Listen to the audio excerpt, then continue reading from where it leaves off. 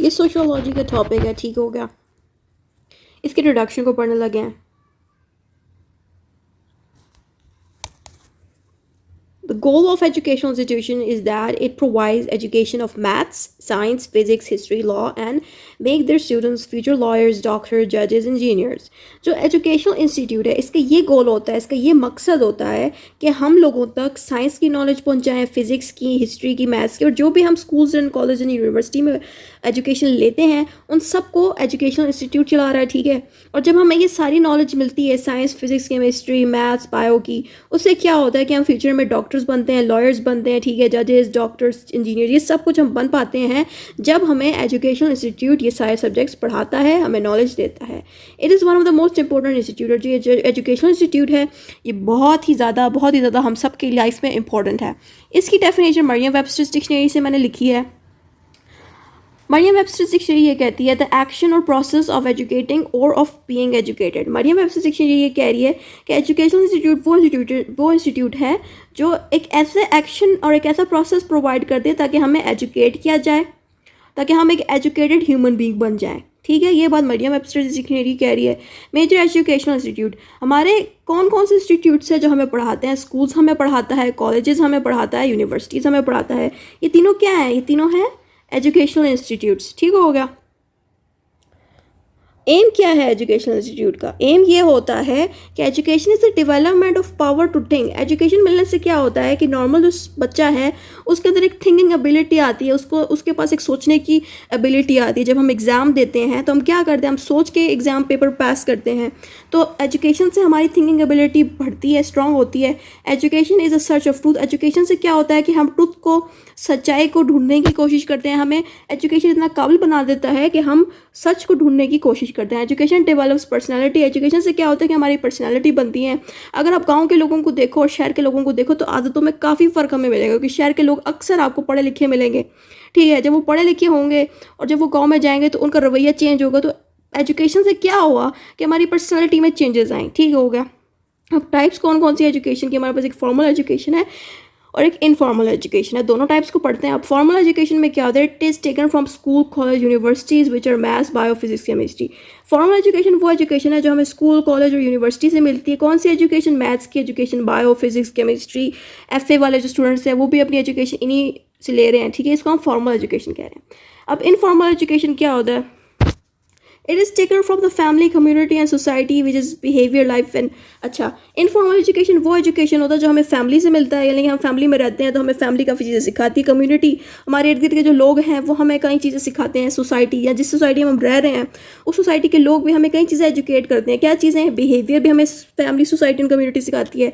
Life की knowledge भी हमें फैमिली, सोसाइटी सिखाती है। एटीट्यूड्स भी हमें फैमिली, सोसाइटीज़ एंड कम्युनिटी से ही मिलते हैं। इसको हम कहते हैं फॉर्मल नॉलेज। यानी कि जो बच्चा है वो सोसाइटी में रह के, फैमिली में रह के बिहेवियर और लाइफ की नॉलेज और एटीट्यूड जो है लेता है, समझता है। फीचर्स ऑफ एजुकेशनल इंस्टीट्यूशन और फंक्शंस ऑफ एजुकेशन इंस्टीट्यूशन। अब हम इसके फंक्शंस पढ़ने लगेंगे कि एजुकेशनल इंस्टीट्यूशन के क्या फंक्शन है।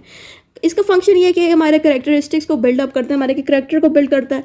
The function of education is to build the characteristic of the student. यानी कि फंक्शन ये है एजुकेशन इंस्टीट्यूट का कि वो अपने स्टूडेंट के करेक्टर को बिल्ड करता है, लाइक पर्सनैलिटी डेवलप करता है स्टूडेंट का। पर्सनैलिटी डेवलपमेंट होती है, यानी कि जो एजुकेशन इंस्टीट्यूट है वो स्टूडेंट्स की पर्सनालिटी भी डेवलप करता है, कैरेक्टरिस्टिक्स को भी डेवलप करता है। ये बात यहाँ लिखी है। फिर सोशलाइजेशन कराता है, यानी कि जो एजुकेशन है वो स्टूडेंट्स को सोशलाइज करवाता है। यानी अगर जो मैथ्स का स्टूडेंट होगा, ठीक है, अगर उसको किसी सब्जेक्ट में, बायो के सब्जेक्ट में ज़रूरत पड़ेगी तो वो उस स्टूडेंट के साथ सोशलाइज करेगा, इंटरेक्ट करेगा जिसको बायो आती होगी, और उसको अगर मैथ्स नहीं आती तो वो उस स्टूडेंट से इंटरेक्ट करेगा। इससे क्या होगा कि जो एजुकेशन इंस्टीट्यूट है वो स्टूडेंट के अंदर सोशलाइजेशन की एबिलिटी लाएगा कि किस तरह से आपने इंटरेक्ट करना है। इससे क्या होगा कि फ्यूचर में वो उनकी इंटरेक्शन और कम्युनिकेशन स्ट्रांग हो जाएगा इन बच्चों का, बड़े होकर ईजिली लोगों के साथ इंटरेक्ट कर सकेंगे, शर्माएंगे नहीं। फिर आता है फ्यूचर ऑक्यूपेशन, यानी कि जब कोई बच्चा एजुकेट होता है, नॉलेज लेता है, तो वो फ्यूचर में क्या बनता है? डॉक्टर बनता है, इंजीनियर बनता है, लॉयर बनता है, जज बनता है, या कुछ भी बेहतर ओहदे पे वो पहुंचता है। कैसे पहुंचेगा? जब उसके पास एजुकेशन होगी। The function of education is to prepare students for the future. Education institution prepare students for future career by providing them knowledge and skills. जब डॉक्टर जब बनता है तो उसको किस तरह से डॉक्टर बनेगा कि जो इंस्टीट्यूट से, चाहे वो स्कूल्स हो, कॉलेज हो, यूनिवर्सिटी हो, वो बच्चे को पहले एजुकेशन देगी, फिर उसके बाद जब वो यूनिवर्सिटी लेवल पर पहुंचेगा वहाँ पे जाके बच्चे को ट्रेनिंग दी जाएगी, उसको स्किल्स सिखाए जाएंगे कि आपको ऑपरेशन कैसे करना है, आपको सर्जरीज कैसे करनी है डॉक्टर को। अगर लॉयर होगा तो यूनिवर्सिटी में उसको तरीके सिखाए जाएंगे कि आपको किस तरह से कोर्ट में जाके परफॉर्मेंस देनी है। तो ये सारी चीज़ें जो हैं एजुकेशन हमें सिखाता है। नॉलेज ट्रांसमिशन, एजुकेशन से क्या होता है कि एक की नॉलेज जो है दूसरे के पास जाती है, उसकी नॉलेज फिर दूसरे के पास जाती है, इसको हम कहते हैं knowledge transmission. Educational institution transfers knowledge to their student, यानी कि होता है ये जो टीचर्स हैं जिन्होंने बहुत अच्छी नॉलेज ली होती है वो अपनी नॉलेज बच्चों में ट्रांसफ़र करते हैं, फिर वो बच्चे जब बड़े होते हैं फिर वो अपनी नॉलेज जो है अपने बच्चों में लाते हैं। तो इस तरह से एक की नॉलेज जो है दूसरे तक ट्रांसफ़र होती है with the help of educational institution. Transmission of educational institution, यहाँ पे हमारे पास बताया जा रहा है कि किस तरह से आप अपने आप को अपग्रेड करते हो एजुकेशन इंस्टीट्यूट में। पहला है हमारे पास ग्रेड लेवल्स।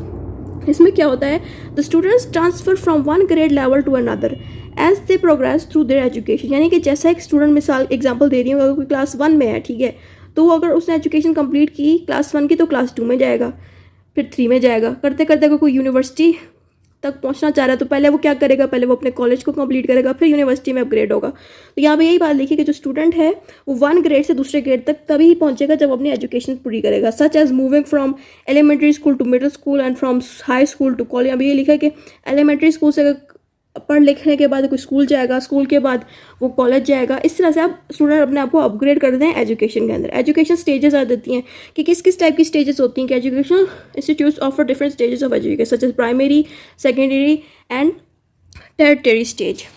अब ये तीनों स्टेजेस कौन कौन सी हैं? प्राइमरी स्टेज वो होती है जिसमें बच्चा जो है बिल्कुल केजी के लेवल में पढ़ना शुरू करता है। सेकेंडरी स्टेज वो होती है जब बच्चा स्कूल जाना शुरू कर देता है, क्लास 11, 12 हो गई या क्लास 8, 9 हो गई, ठीक है। टेरिटरी स्टेज होता है जिसमें बच्चा कॉलेज जाता है, कॉलेज में होता है क्लास 11, 12, ठीक हो गया। और जब वो यूनिवर्सिटी में जाता है तो उसमें जो है वो या तो डॉक्टरी के लिए जाएगा, या वो इंजीनियर बनने के लिए जाएगा, या लॉयर बनने के लिए जाएगा, या जो भी उसका पसंदीदा करियर होगा उसमें वो यूनिवर्सिटी में जाएगा, ठीक है। और वो यूनिवर्सिटी की क्लास हो सकती है 13 क्लास हो सकती है 14, जो भी सो ऑन, ठीक है। तो इस तरह से डिफरेंट स्टेजेस होते हैं एजुकेशन हासिल करने के। फिर आता है ट्रांजिशन टू वर्क फ्रॉम। होता है कि जब एक स्टूडेंट यूनिवर्सिटी तक पहुंच जाता है फिर अगला स्टेज आता है वर्क फ्रॉम का, यानी कि फिर वो अपना लाइफ में वर्क परफॉर्म करना शुरू कर देते हैं, ऑफिस में जाना शुरू करते हैं। Education institute prepare students for transition into work force by providing skills and knowledge. होता है कि जो एजुकेशन है अपने स्टूडेंट्स को इस तरह से तैयार करता है कि वो जॉब्स पे जाके, वर्क फोर्स में जाके अपना काम कर सकें। एजुकेशन स्टूडेंट्स को स्किल्स सिखाता है, ऐसी नॉलेज सिखाता है, इस तरह से क्वालिफाई करता है कि वो फ्यूचर में अच्छी जगह पे डॉक्टर बन सके, लॉयर बन सके। यानी कि एजुकेशन डॉक्टर्स को ट्रेनिंग देता है, स्किल्स देता है कि वो वर्क फोर्स में जाके अच्छा काम कर सके, लॉयर भी वर्क फोर्स में जाके अच्छा काम। वर्क फोर्स का मतलब है जहाँ पे जॉब्स होती हैं, जहाँ पे उनको काम करना पड़ता है, ठीक है। ये हमें तभी डॉक्टर और लॉयर्स और इंजीनियर्स तभी एजुकेट होंगे जब वो एजुकेशन इंस्टीट्यूट में पढ़ेंगे, ठीक होगा। सोशल स्ट्रक्चर एंड यहाँ पे होता ये है कि जो एजुकेशनल इंस्टीट्यूट है इसका बाकी इंस्टीट्यूट से क्या रिलेशनशिप है। बाकी इंस्टीट्यूट कौन सी है? फैमिली इंस्टीट्यूट होगी, इकोनॉमिक इंस्टीट्यूट है, जितने भी इंस्टीट्यूट्स मौजूद हैं उन सब के साथ एजुकेशनल इंस्टीट्यूट का क्या रिलेशन है, इसको हम कहते हैं सोशल स्ट्रक्चर। अब हमारे पास यहाँ पे लिखा है social structure of education institution with other institutes are mentioned below.